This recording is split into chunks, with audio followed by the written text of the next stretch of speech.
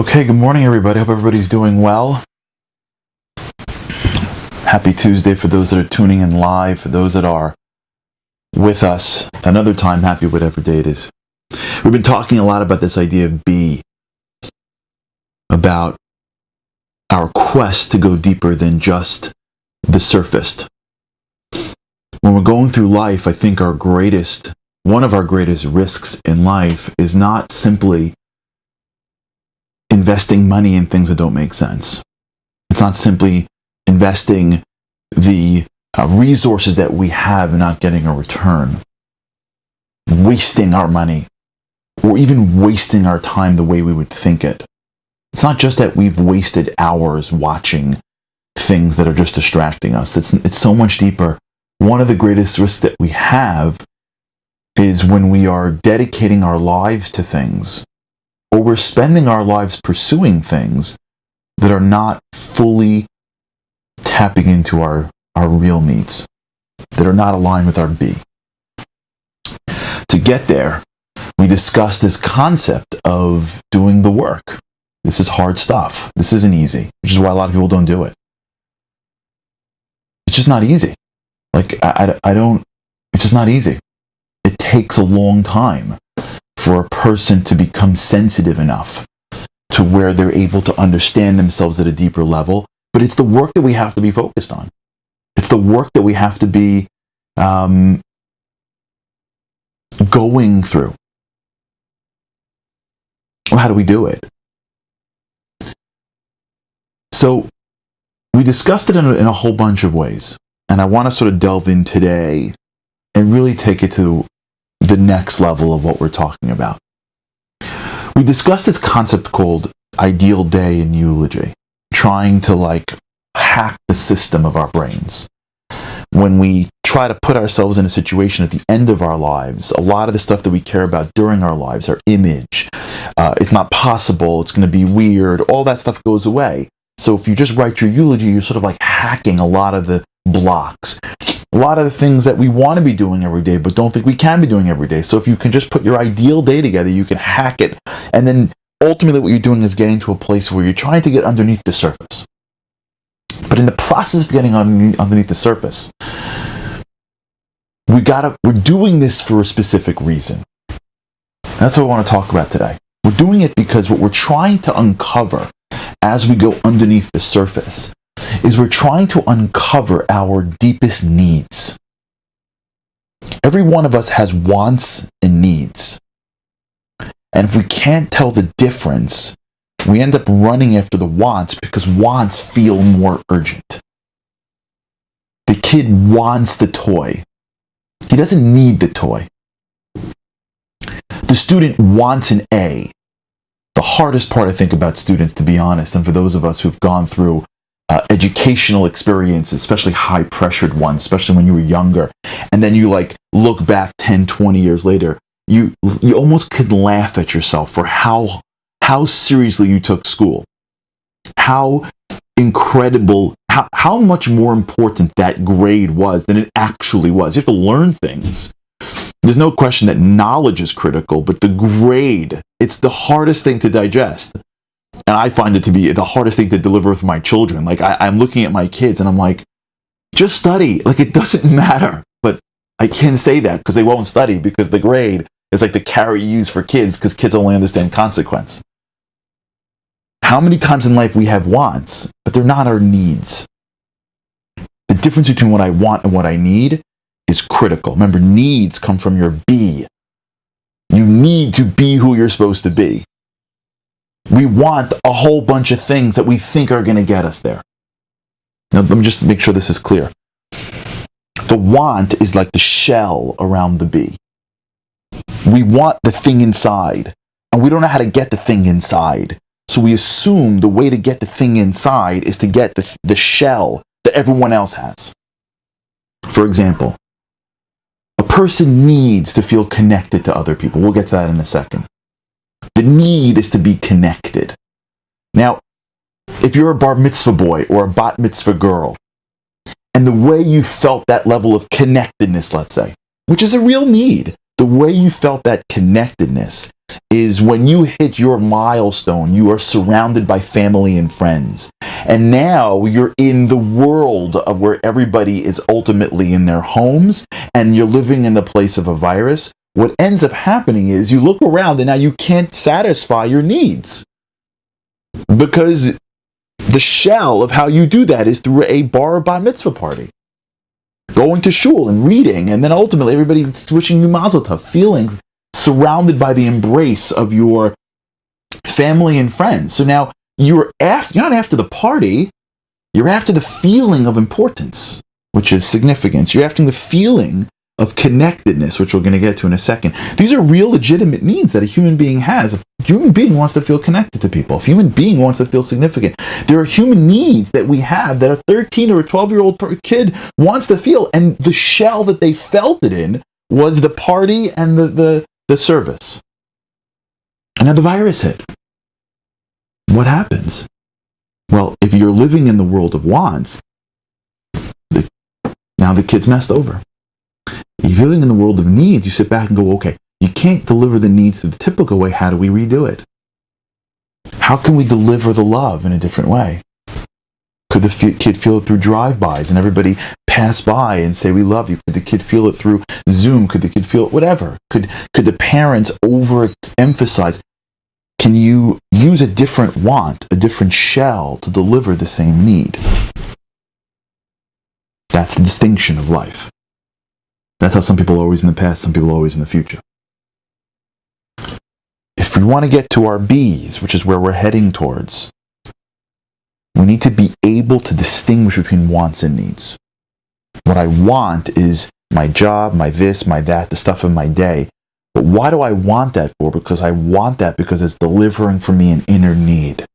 Fine, I want that, but let me at least discern between the want, money, and the need, feeling of importance. The want to wear nice clothing, the need to get the attention of others to feel significant. The want, food, the need to feel like I could satisfy myself when I want to, independence. When we start to split these hairs, we become more nimble in this world. We don't get thrown by people. This happens a lot when people change careers. People are working in a job for a long time. The industry gets knocked out. The company shuts down. Some people blown away. They never recover. Some people say, wait a second. I know I was a lawyer. I know I was a banker. I know I was a whatever. But what I really loved is helping people and solving problems. Okay, well, I can put my skills in this situation and I'm getting sometimes equally, if not more, satisfied. It happens a lot with empty nesters.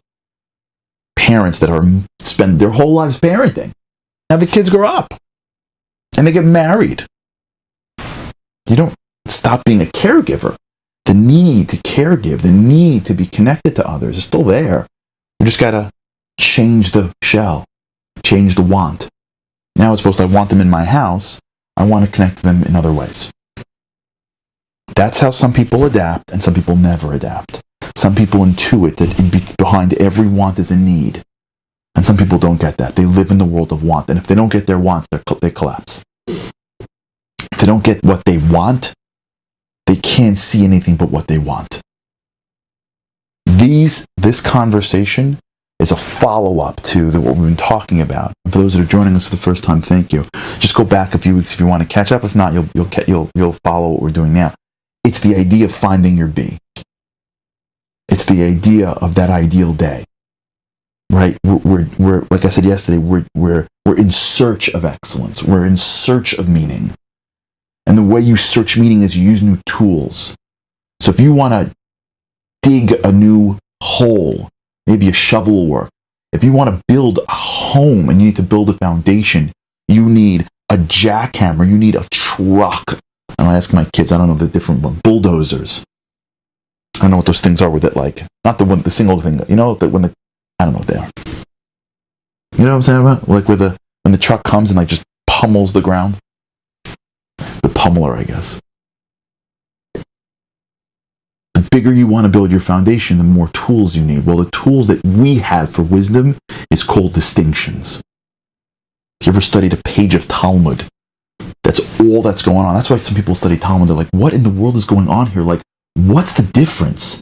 Like, there's a rule that you can't eat this thing together. And then the rabbis say, like, well, what if you were on a ship and the ship was going down and the thing, all that you had to eat, can you eat it then? And the kids are looking and going, like, are you out of your mind? Like, I don't know. Really? And the answer is, no, we don't care about the ship. We're teaching you how to create distinctions. Don't say yes or no. Yes and no, black and white, is for children. Kids have black and white. Adults live in gray. There's no ever yes, there's no ever no. When you hear people saying over an argument in absolutes, you can almost assume they don't know what they're saying. When you hear people say those people are, as soon as people say those people are, create an absolute, you can be sure that they really don't know what those people are. Because people that are living in wisdom understand that there's nuance. There's almost so few hard and fast rules to anything in life. Everything is in the nuance. Everything is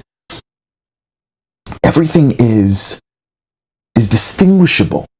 Doctor, can I eat this? It depends. Well, yes or no. There is no yes or no. Distinctions are tools. And if we want to build a foundation of our lives, we've got to use them. I said this earlier in the show, right? If you go to California and there's white things falling from the sky, they're like snow. You know why? Because in California, at least in Southern California, they don't even know what that is. They're like, what is this? I've seen this in the TV once. You go up to like Alaska and it snows. They know there's 20 types of snow because they need to know that. Because how are they going to function? It snows all the time. You can do this with this snow, and this snow don't go near, and this snow is hard snow, and easy snow, and soft snow. When you're watching a game, it's just a ball to some people. To other people, it's the complexities of each nuance. Pile driver, thank you, Andy. Of course, Andy knows what it is. Thank you, Andy, the pile driver. The nuances of life. This is the fun part. This is when life becomes not just like something we run through, becomes something that we could study and analyze together. This is the difference between having conversations that are awesome. I remember one time, like, I was in law school and like you get to win. They had some kind of like auction for charity, and like one of the prizes is go to dinner with professors, which we thought were cool. At least my professors, like the guy who won it was like amazed, and he was like sitting around. They go, how was it? He goes, they spent 3 hours arguing over the distinctions of chocolate. I'm like, what? They're like, yeah, somebody had chocolate and that was it. The whole conversation was 3 hours on chocolate. And I'm thinking, that's ridiculous. And how you think about it, it's not ridiculous. They're brilliant people and they love distinguishing. It's so much more enjoyable to throw a distinction in there. The distinctions of life are needs and wants. When I go do something, I ask myself, do I need this? Do I want this? Is this satisfying my need? Or is this one way in which I am satisfying? There could be 50 other ways. But I got to be open to it, my schema. Now, what is our needs? Okay, we have millions of wants, but what are our needs? So this is research by a man named Edward Deci. Edward Deci was a psychologist in Rochester. He's a professor at the University of Rochester. He was obsessed since he was little. Little, I mean, from the beginning of his career. I don't know how old he was when he started his career. About why people do what they do. Like, you ever wonder, like, you're sitting on a plane, like, why is someone doing a crossword puzzle? Like, what is that going to do for them? They finish it, and then what happens? They put it into their bag? Like, why do people play games? You ever wonder, like, why are my kids playing video games all day? Like, what are they doing? Who cares? You win the board and it's over. You play again. So he starts getting curious about this. Why are people moved to do certain things? And he starts to develop a theory on intrinsic motivation. Now, this theory is now a foundation of a friend of mine who is a professor at a Ivy League school. Great guy. And we were talking about this, and he explained to me this theory right now has been expanded on. So this is the beginning of lots and lots and lots of research, but this, in my opinion, is like the fundamental core of it. He started to develop a theory on intrinsic motivation. Intrinsic motivation is doing things because you want to do it. If you remember a few shows ago, and Andy probably will remember which one, so he'll post it at some point. This is real Bakias, Andy. We spoke about exotelic, autotelic. Remember we spoke about doing things for the sake itself or for an external reason. So he started to develop a theory as to why do people just do things because they do them.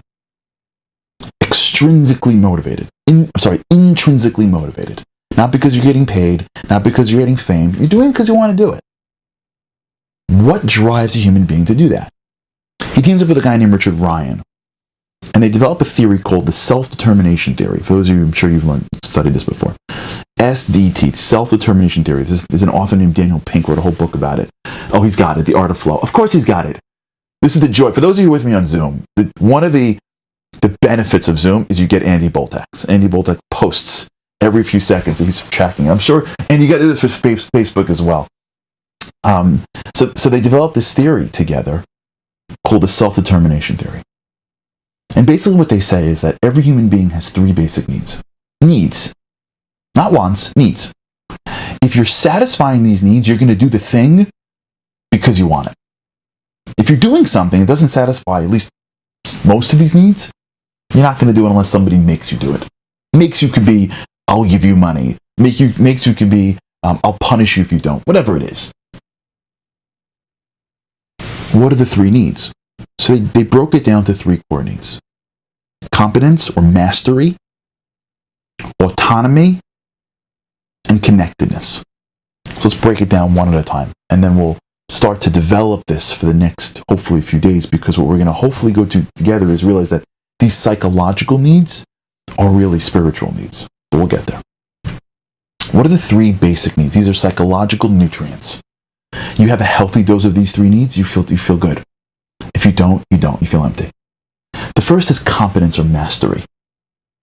Everybody wants to feel like they're good at something. Like they're doing something well. Like they're mastering something. Like when they do things, they're not bad at it. Tell a kid you're doing great at tennis and show him how he's doing well, he'll want to play tennis on his own. Tell a kid you're terrible at tennis, even though the father was a tennis pro, the kid's going to drop tennis as soon as he can. Every one of us wants to feel like we're good at something. Or we're getting better at something. We're developing a sense of mastery. That's why people love playing video games. Well, I don't have time, it's already 9:18. We're going to probably spend a little bit on video games, because video games, believe it or not, is the most craziest thing in the world, but it proves this theory to the T. That's why people play video games. Because you get better.